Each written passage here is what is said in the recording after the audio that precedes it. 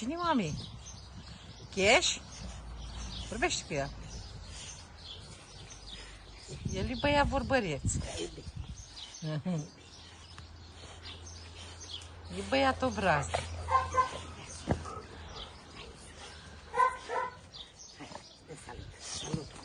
Salut. Hai, salut, mama, dă mâna, salut. Salut, mama, salut, mâna să la, hai să la.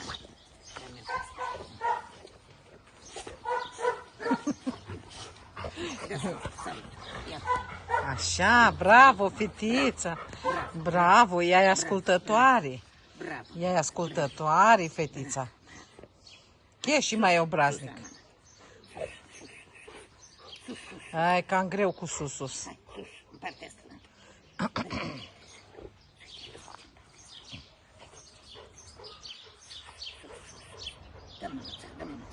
Dă mânuța aici, dă mână. Salut. Hai, salut. Cash? Salut. Dă de ce? Nu vrea. Așa, bravo, mămică, bravo. Dă mâna aici. Dă mâna aici. Așa, bravo. Bravo, iubire. Bravo, mămică, bravo. Fata. Cash? Fata. Ia că vine. Vine bacăușul. Hai.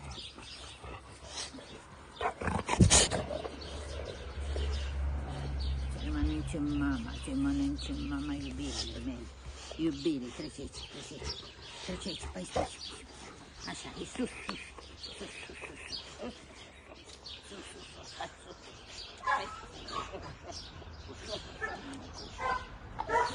Obraznicul.